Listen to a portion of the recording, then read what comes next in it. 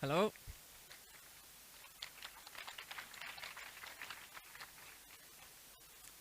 Okay, welcome to this talk about failing your task successfully. So how to manage, or at least try to manage your anxiety and your depression, if you have it, on the workplace and also in your personal life. And speaking of anxiety, this is my first talk at a conference. So let's begin. Let me present myself. I am Borut, and I am a software engineer and DevOps enthusiast. And also, I'm a former high school teacher, so I'm very happy to be here to be able to share again some knowledge and experience with someone.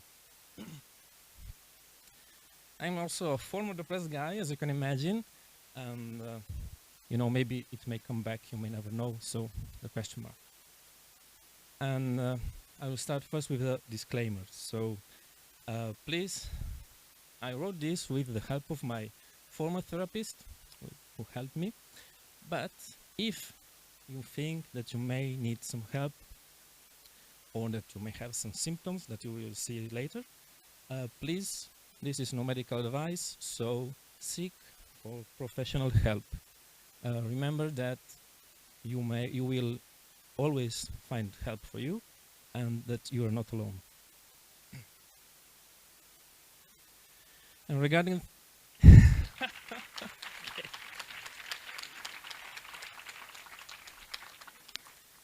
And regarding the fact that you're not alone, well, you can see that quite a lot of people in the world have anxiety, depressive disorders. So maybe here about 20 of us can have some issues with mental health. It happens.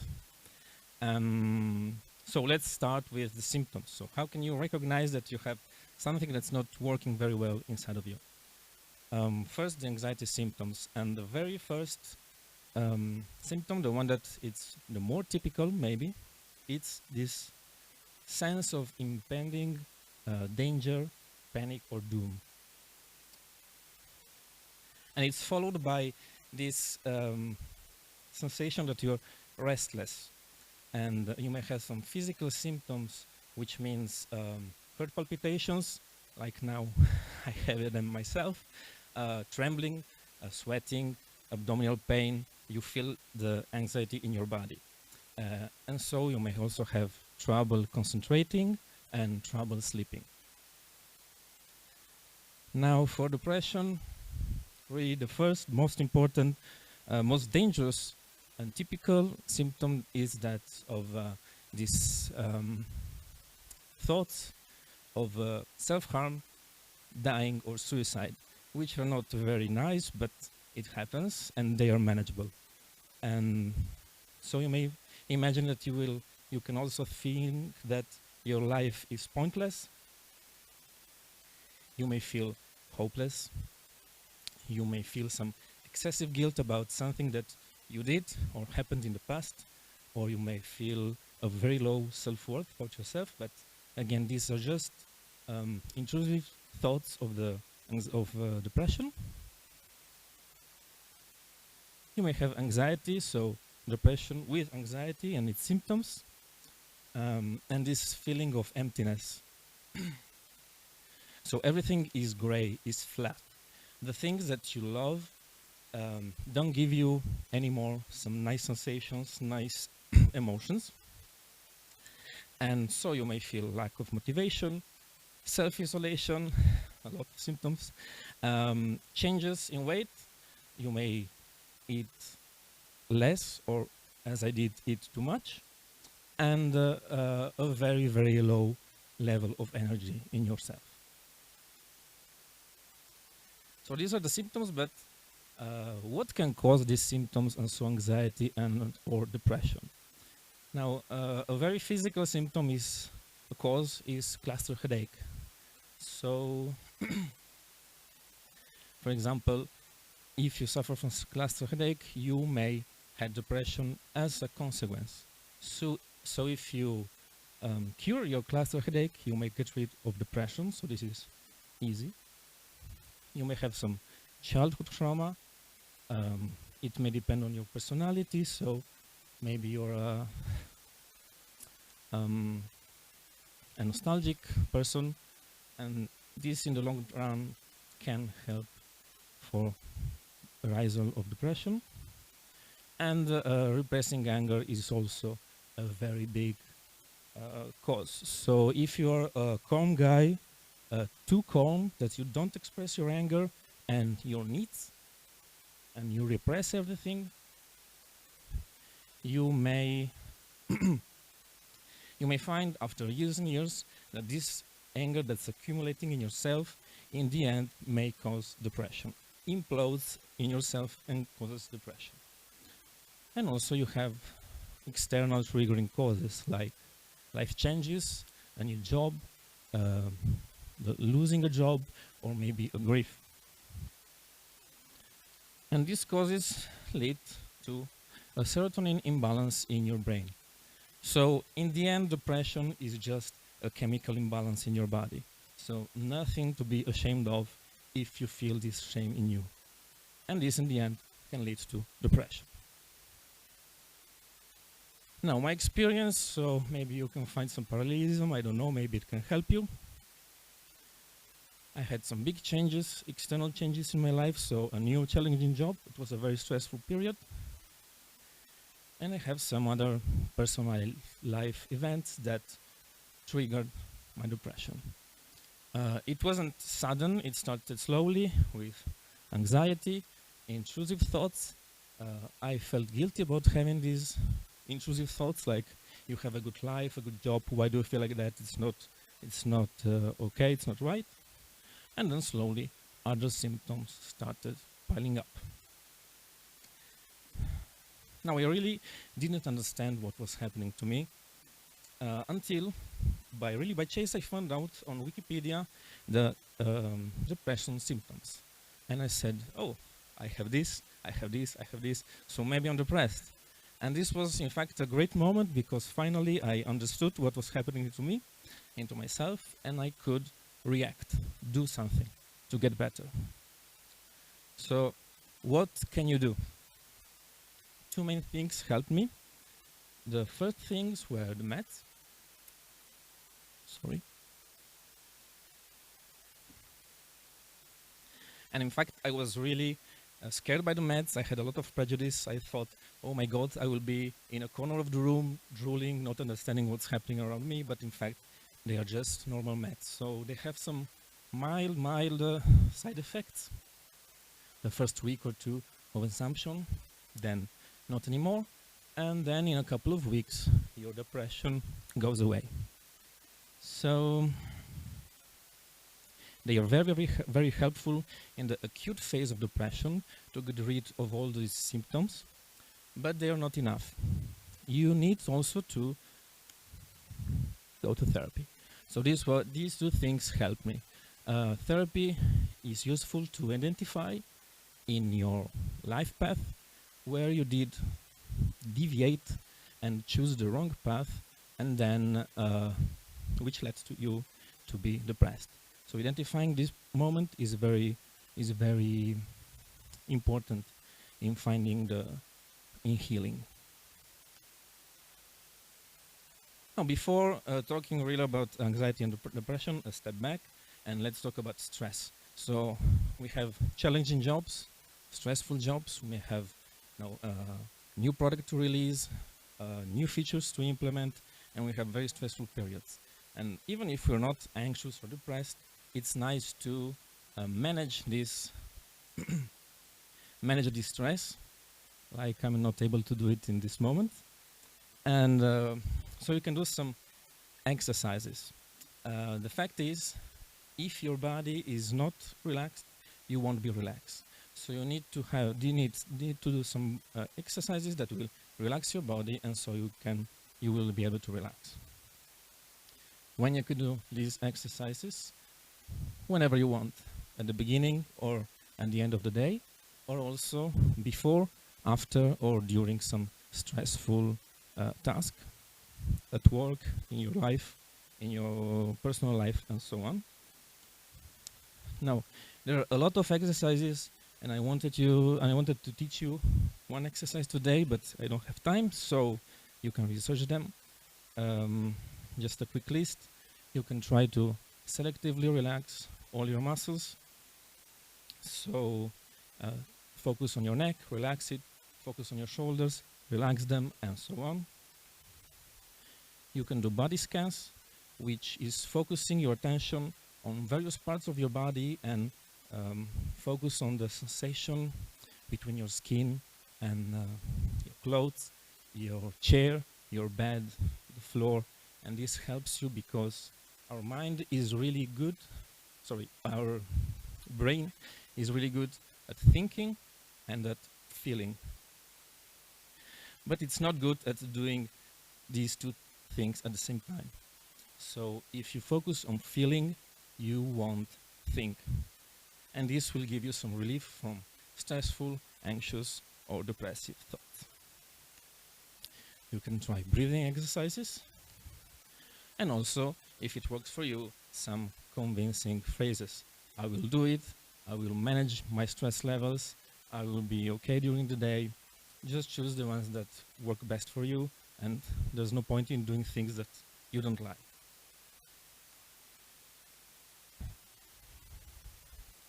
Now, regarding anxiety or depression, first, for your personal life, what can you do to get a little bit of relief?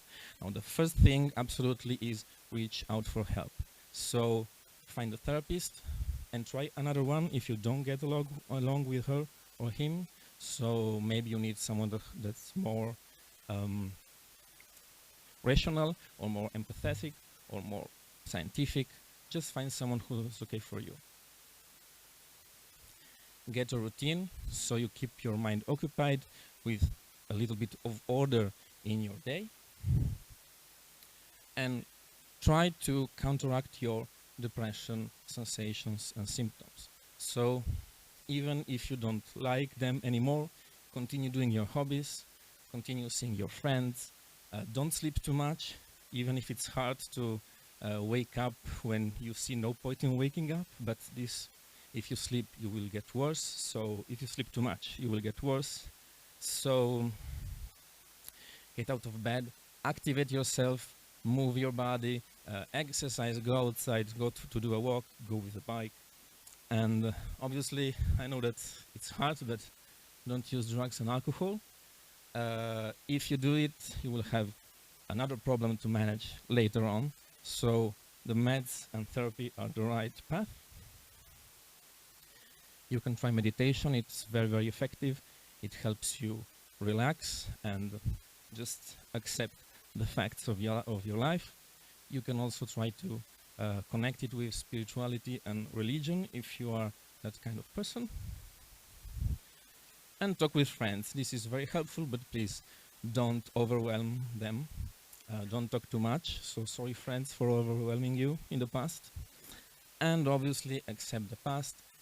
Instead of feeling guilty for it, learn from that mistakes. Everyone does mistakes.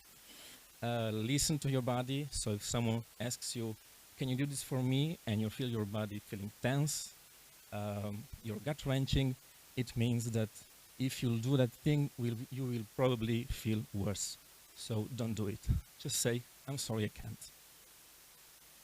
And again, in the end, my therapist uses always to say, have a healthy selfishness.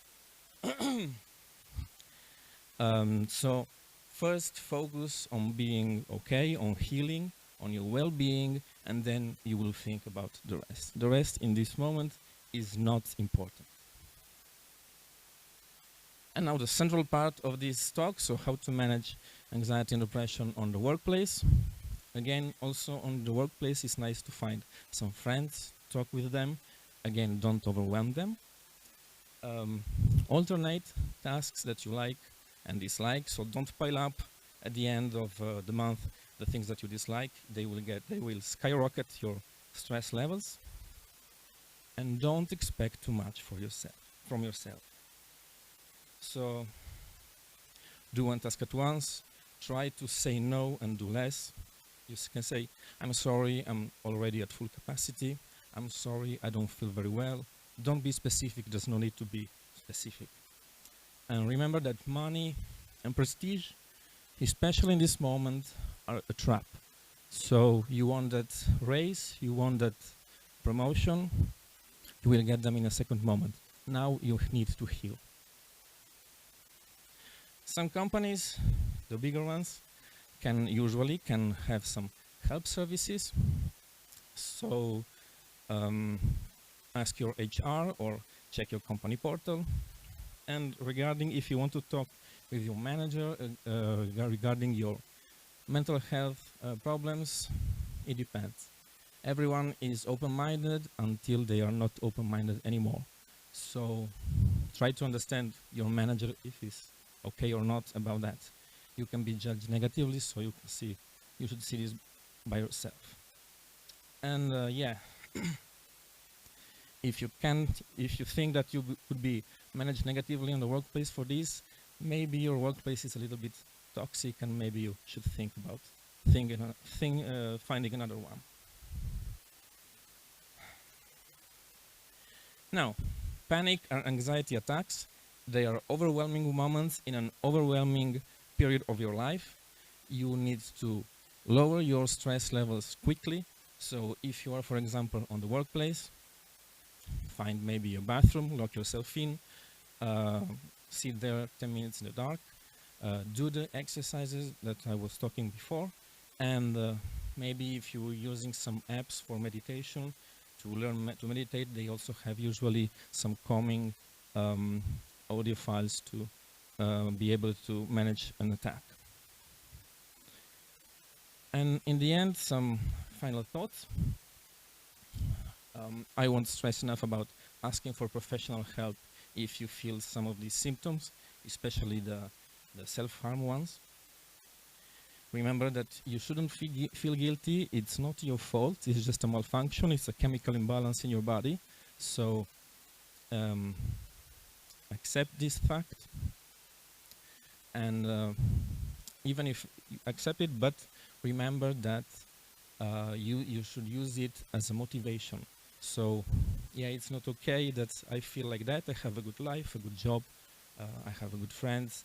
Other people are not lucky as I am. So what can I do to get out of it? Now, use this as motivation. And again, as I said, accept this situation, manage it, but we need sometimes breaks. And now you need some break from everything else, feel about healing, and leave the other less important things for a second moment. In your healing, in your personal life, in your tasks, be self-indulgent, so do small steps. You don't have much energy, and you should use it for the right things, and slowly. You feel hopeless, but remember that it will pass. In this moment, you don't see an exit from this situation, but it's there. You just need to, you just need some time to find it and exit from it. And in the end, it's okay to fail. Remember this. In our work, in our personal life, in our relationships, we always have some tasks to carry on. And sometimes we achieve them, but sometimes, we don't. And failing a task doesn't define us as human beings or as a partner or as a professional, and doesn't define us as a failure, a complete failure. It doesn't work like that, especially now that we have limited energy because we have anxiety or depression or other things. So accept failure, use it as an occasion to learn, to grow, and also to understand yourself. Use it to heal, and learn also to use that experience that failure gives you. And finally, in that moment, you will have learned to fail your task successfully. Thank you.